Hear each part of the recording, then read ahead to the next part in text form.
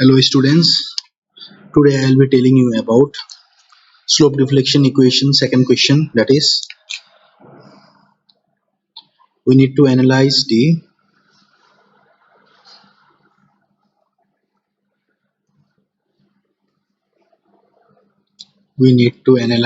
the given beam.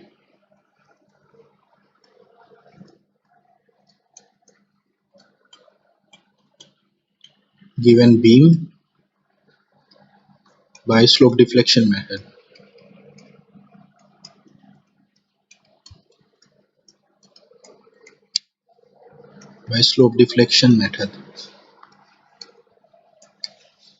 देखिए beam दे के रखा है एक,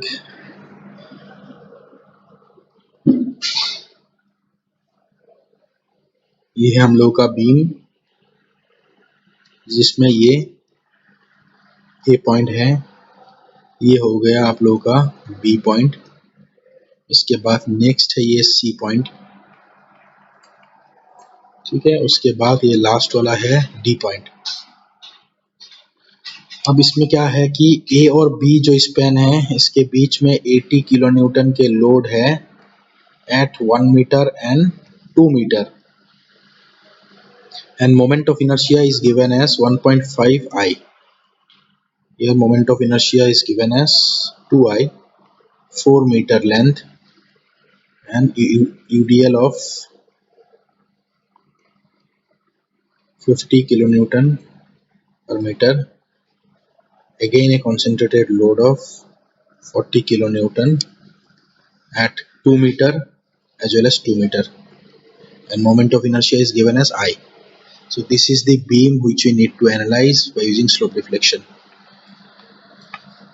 Next,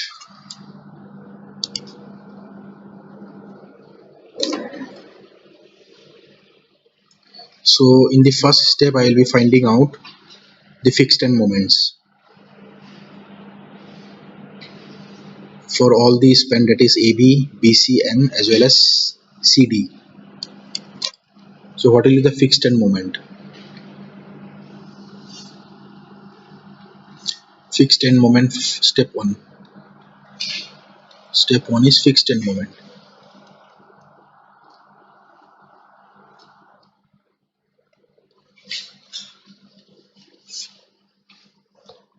For the span AB, this is the span AB. Here a concentrated load is present of 80 kilonewton at 1 meter and 2 meter. So A to B span.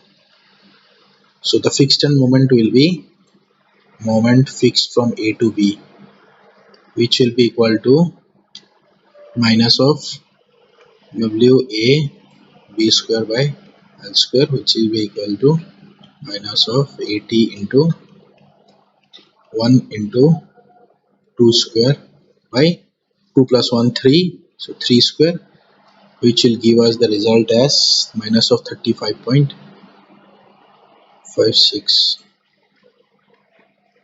minus of 35.56 kilonewton meter. Next I will find out the moment fixed from B to A, which is equal to plus W A square B by L square, which is equal to 80 into 1 square into the 2 by 3 square. This will give us 17.78 kilonewton meter. Then for the next span, that is B to C. For the next span B to C, next I will find out the fixed end moment for BC, that is uniformly distributed load of 50 kilonewton is present, 50 kilonewton per meter is present, and 4 meter. So fixed end moment from B to C is equal to minus of WL square by 12. This one will give us as minus of 50 into 4 square by 12, So the value comes as minus of 66.67 kilonewton meter. Next is moment fixed from C to B, which is equal to plus WL square by 12. So the result will be plus 66.67 kilonewton meter. ये पहला दो beam के लिए है, एक तो हो गया AB, दूसरा BC. नेक्स्ट बीम का होगा, तीसरा बीम जो है, मैं तीसरा बीम बनाऊंगा, that is C2D 40 kilonewton 2 meter. So fixed and moment fixed from C to D is equal to minus of WL by 8. This one will give the result as minus of 40 into length 4 by 8 minus of 20 kilonewton meter. Next is moment fixed from D to C will be equal to plus WL by 8. This one will be plus 20 kilonewton meter. ये हो गया आप लोग का पहला step number 2. Next step में मैं करूंगा रिलेटिव स्टिफनेस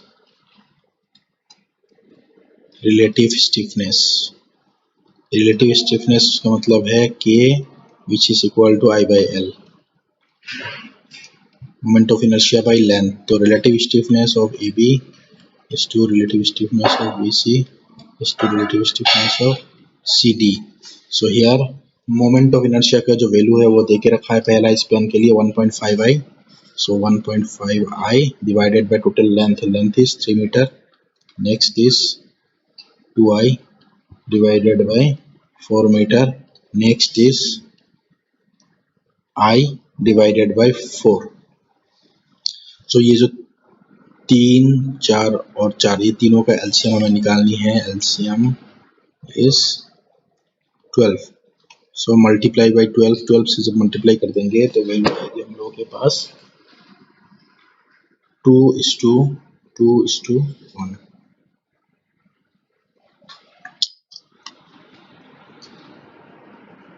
मल्टीप्लाई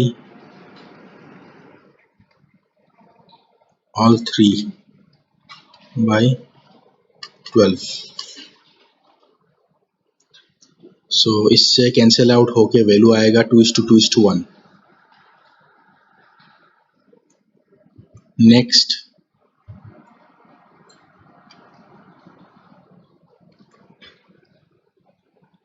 स्टेप में होगा step number 3, that is slope deflection equation.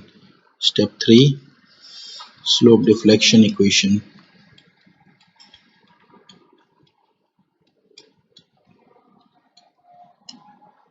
Slope deflection equation.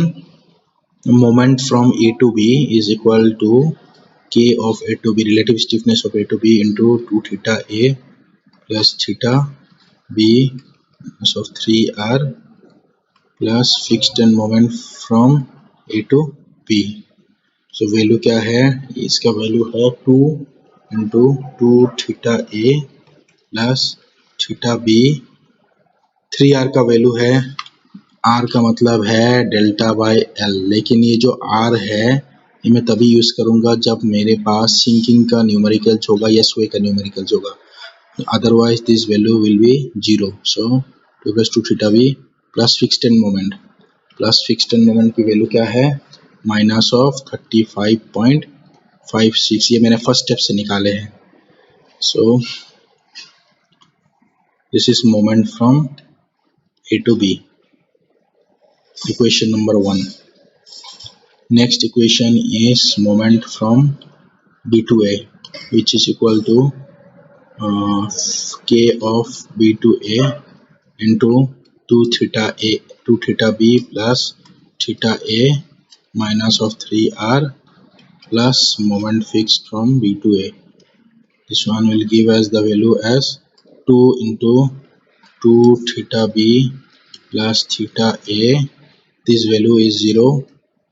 minus of 17 point, no sorry, it is plus 17.78. so this is equation number 2. Next equation क्या होगा? Next equation जो होगा हम लोग के पास that will be moment from B to C. B to C क्या हो जाएगा? B to C is will be equal to 2 into 2 theta B plus theta C plus fixed end moment. तो fixed end moment की value आया था minus of 66.67. तो ये हो गया तीसरा वैल्यू. इसके बाद नेक्स्ट है मोमेंट फ्रॉम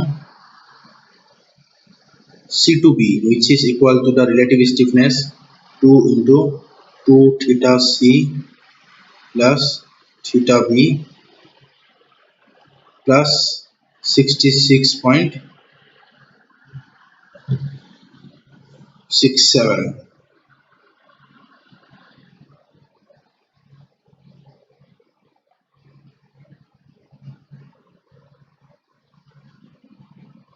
ये हो गया fourth equation.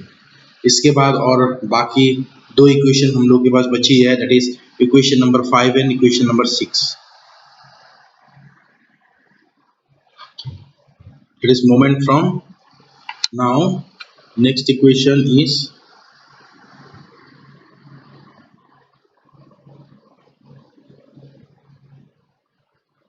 it is moment from C to D. relative stiffness की वैल्यू 1 है, so 1 into 2 theta C plus theta D 2 theta C plus theta D minus of fixed end moment 20 आया था, minus 20 आया था. ये इक्वेशन नंबर 5 है. इसके बाद नेक्स्ट इक्वेशन है moment from D to C which is equal to the 1 into the 2 theta D plus theta C plus 20. तो इक्वेशन नंबर ये 6 होगा. ठीक है, यहाँ तक सभी को क्लियर होगा, राइट? इसके बाद मैं नेक्स्ट स्टेप करूंगा boundary condition. Next step is boundary condition. Boundary condition है नेक्स्ट स्टेप.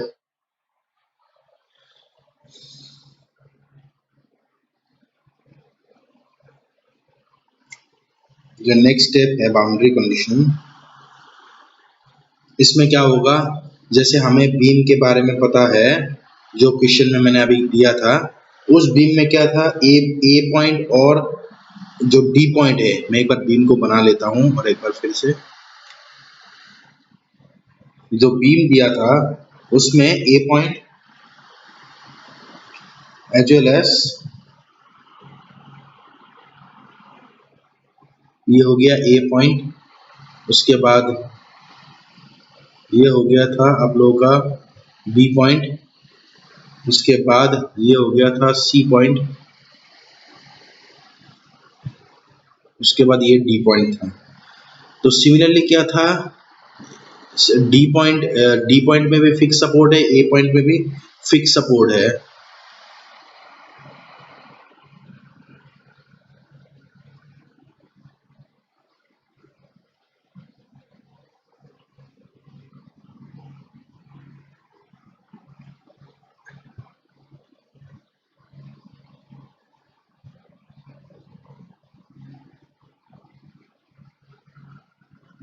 देखिए दोनों पॉइंट में क्या है? फिक्स सपोर्ट है, जिसके कारण क्या करूंगा मैं बाउंड्री कंडीशन में ये लिखूंगा कि theta at A is equal to 0. जिस पॉइंट में भी फिक्स सपोर्ट है वहां पे मैं थीटा की वैल्यू 0 करूंगा. एक तो ए पॉइंट में थीटा 0 है as well as D point में थीटा 0 है, क्योंकि फिक्स सपोर्ट में स्लोप की वैल्यू क्या होगा?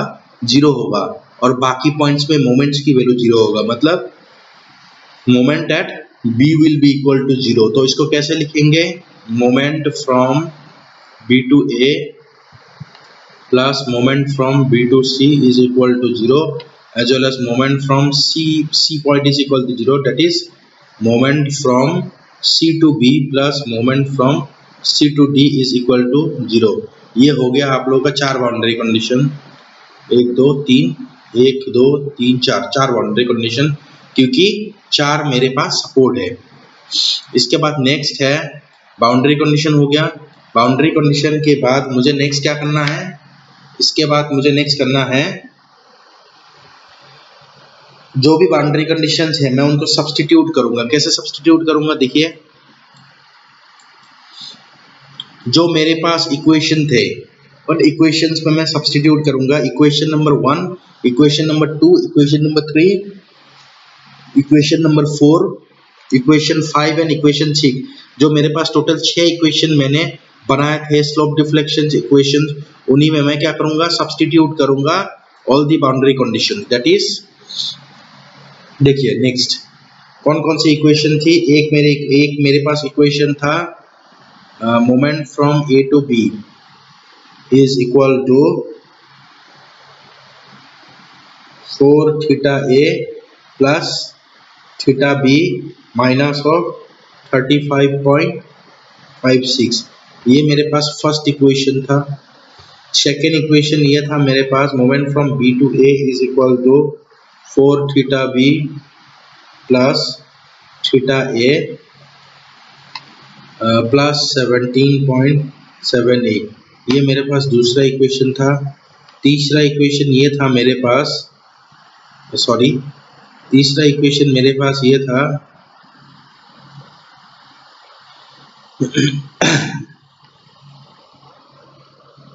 b to c which is equal to 4 theta b plus theta c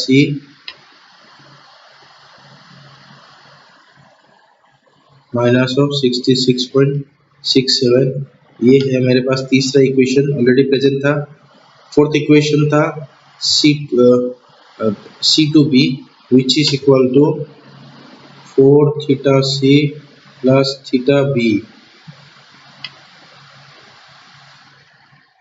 4 theta c plus theta b plus 66.67।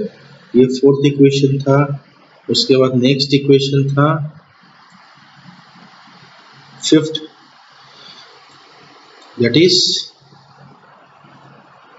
Moment from C to D which is equal to 2 theta C plus theta D minus of 20 value. पांचवा equation और छठा equation था moment from D to C which is equal to 2 theta D plus theta C plus 20। ये मेरे पास total 6 equation था। अब ये जो 6 इक्वेशन है इसमें मैं बाउंड्री कंडीशंस की वैल्यू सब्स्टिट्यूट करूंगा। एक तो थीटा ए, दूसरा हो गया थीटा डी। थीटा ए और थीटा डी को मैं जीरो करूंगा। थीटा ए जीरो कर दिया और थीटा डी को मैं जीरो करूंगा। थीटा डी को जीरो कर दिया। उसके बाद मोमेंट फ्रॉम बी टू ए और मोमेंट फ्रॉम बी टू सी, ये दोनों को मैं सम अप करूंगा और जीरो लिखूंगा। उसके बाद moment from C to B and C to D, इन दोनों को लिखूंगा और जीरो करूंगा। तो चलिए कर लेते हैं। नेक्स्ट इक्वेशन इज, दोनों इक्वेशन का अगर मैं इक्वेशन 2 और 3 को सम अप करूंगा तो मेरे पास वैल्यू आएगा, दैट इज जैसे आप लोग देख पा रहे हैं 4 theta B plus 4 theta B 8 theta B हो जाएगा। 8 theta B plus theta 8 theta B plus theta सी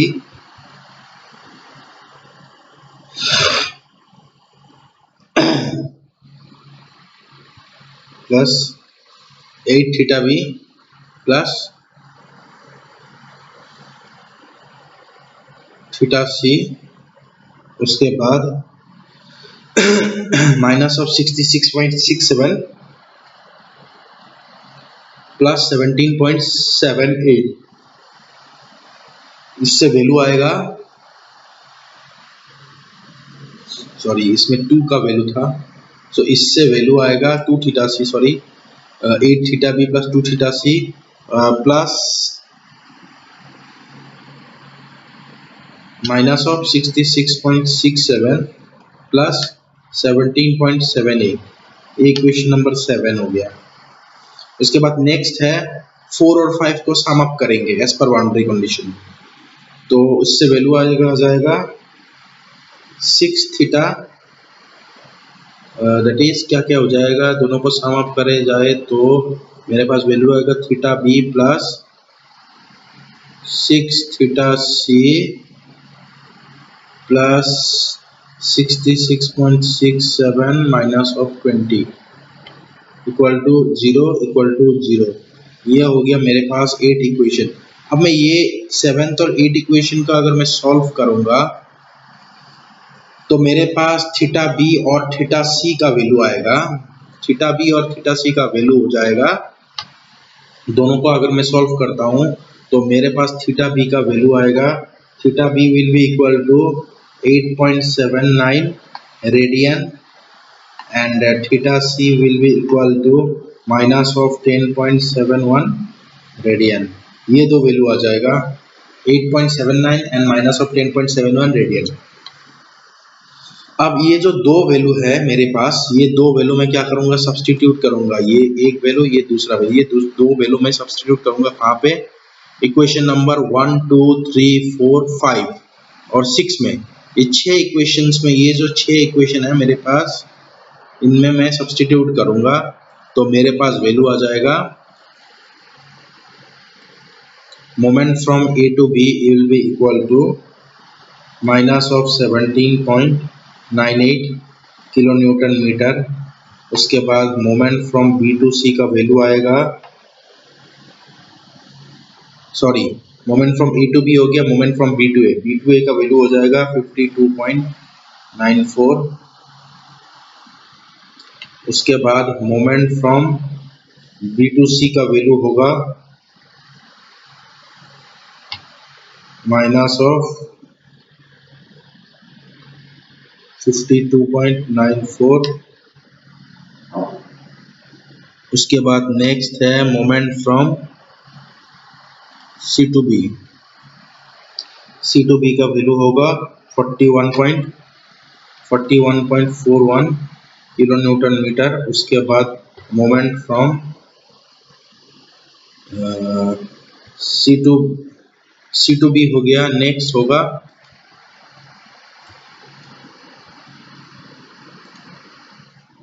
नेक्स्ट हो जाएगा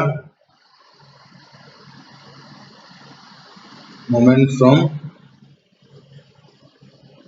सी टू डी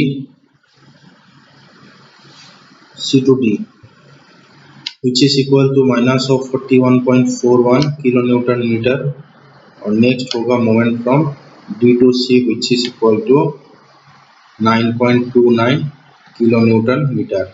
तो ये फाइनली मेरे पास जितने भी 6 इक्वेशन है, इन 6 इक्वेशन से थीटा बी और थीटा सी का वैल्यू जब सब्स्टिट्यूट किया तो ये सारा वैल्यूज मेरे पास आ रहे हैं। अब मैं क्या करूंगा, ये जितने भी वैल्यूज है उनसे मैं अब बनाऊंगा bending moment diagram. So now next step is to draw bending moment diagram. Next step is, that is step number is 5 to draw bending moment diagram, to draw BMD bending moment diagram। तो bending moment diagram draw करने के लिए मैं क्या करूंगा, पहले एक तो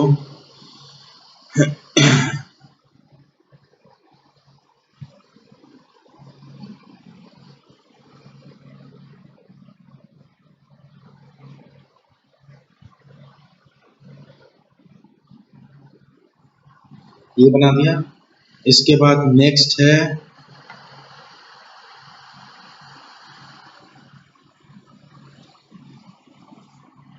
देखिए, नेक्स्ट स्टेप ये है बेंडिंग मोमेंट बनानी है।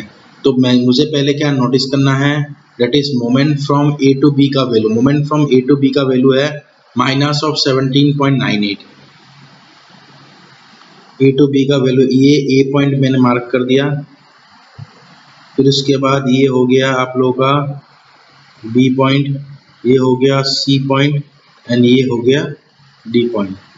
तो ए पॉइंट में मुझे क्या वैल्यू रखना है, माइनस ऑफ 7। माइनस का मतलब है एंटी क्लॉकवाइज, ये मैंने एंटी क्लॉकवाइज बना दिया।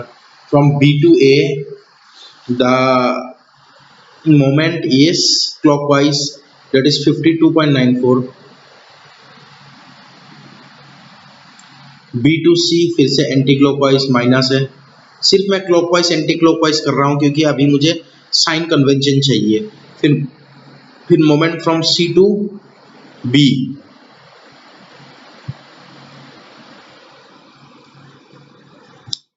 सॉरी ये है moment from C to D। C to B का वैल्यू है प्लस C टू D का वैल्यू है एंटी क्लॉकवाइज और D टू C का वैल्यू है प्लस क्लॉकवाइज। अब मैं वैल्यू बनाऊंगा। पहला वैल्यू है 17 ज़्यादा नहीं है। नेक्स्ट है 50, B2A का वैल्यू है 52.94।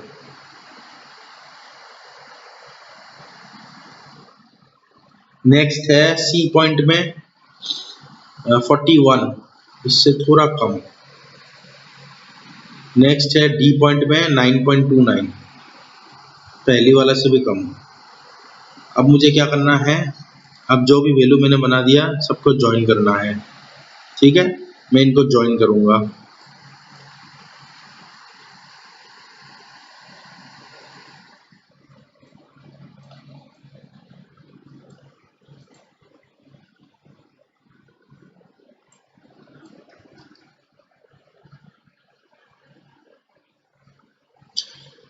एक तो ये ज्वाइन कर लिया, नेक्स्ट मैं ज्वाइन करूंगा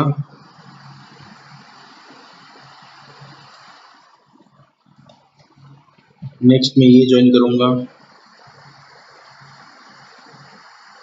इसके बाद नेक्स्ट मैं ये ज्वाइन करूंगा,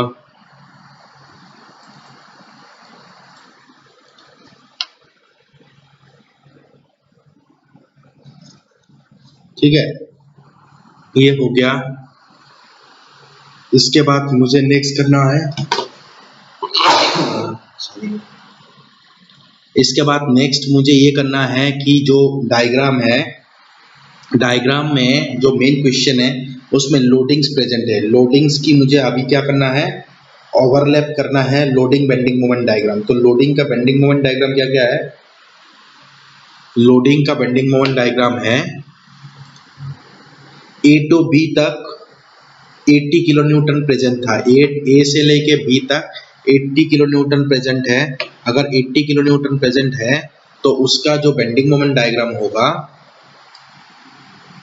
A से लेके B तक क्या प्रेजेंट है, A से लेके B तक प्रेजेंट है 80 kilo newton, concentrated load 1 metre and 2 metre. तो बेंडिंग मोमेंट की वैल्यू हो जाएगी WAB/L।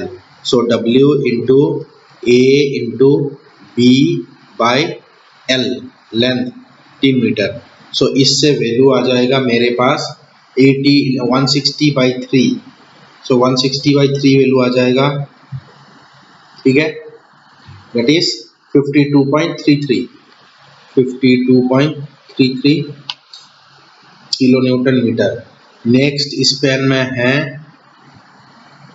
B2C में है uniformly distributed load 50 kilo newton पर मीटर के 4 मीटर के लिए B2C। तो इसमें बेंडिंग मोमेंट की वैल्यू हो जाएगा, इसमें बेंडिंग मोमेंट की वैल्यू हो जाएगा इसमें बेंडिंग मोमेंट का वैल्यू हो जाएगा WL²/8। सो WL²/8 अगर मैं करता हूँ तो वैल्यू आएगा 50 इंटू लेंथ स्क्वायर बाई 8। इससे मेरे पास वैल्यू आएगा 100 किलो न्यूटन मीटर। तीसरे स्पान जो है, अब मैं तीसरे स्पान से आप लोगों को दिखाऊंगा। जो तीसरे स्पैन है उसमें क्या है, C टू D में है 40 किलो न्यूटन लोड और 2 मीटर है वैल्यू, ठीक है। तो इससे वैल्यू आ जाएगा बेंडिंग मोमेंट का, सेंटर में है तो फॉर्मूला हो जाएगी WL/4। इससे वैल्यू आ जाएगा 40 किलो न्यूटन मीटर। तो फाइनली मेरे पास क्या क्या वैल्यू है, 52.33, 100 और 40। तो देखिए A से लेके B तक कॉन्सेंट्रेटेड लोड है 52 पॉइंट कितना है, पहले ये वाला वैल्यूज में लिख लेता हूँ। ये वैल्यू है आपका 17.98, ये वैल्यू है आपका 52.94, ये वैल्यू है 41.41 और ये वाला वैल्यू है 9.29। अब मुझे चाहिए 52.33, जस्ट इससे कम, मतलब यहाँ मुझे वैल्यू चाहिए। तो मैं इसको ज्वाइन करूँगा, सॉरी मैं इसको ज्वाइन करूँगा। अब नेक्स्ट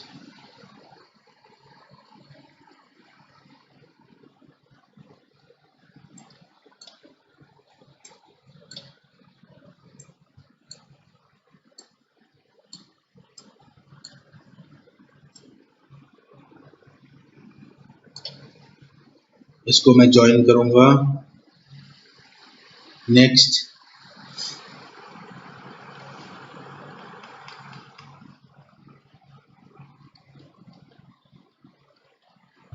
ठीक है, नेक्स्ट मैं इसको ज्वाइन करूँगा।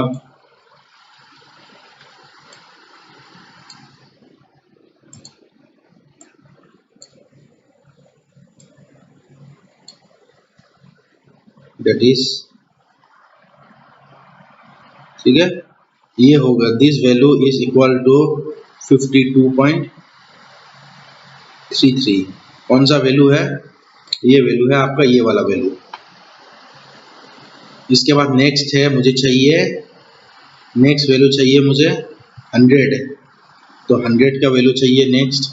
तो मैं यहाँ पे 100 बनाऊंगा, लेकिन एक चीज़ आप लोगों को ध्यान ये रखना है कि यहाँ पे जो भी डायग्राम बनेगा that will be parabolic, because concentrated load नहीं है, यहाँ पे है आप लोगों का यूनिफॉर्मली डिस्ट्रीब्यूटेड लोड। तो मेरे पास जो डायग्राम बनेगा वो पैराबोलिक डायग्राम बनेगा। So this is the parabolic diagram, ठीक है, यहाँ पे 100। इसके बाद नेक्स्ट तीसरा पॉइंट में क्या होगा?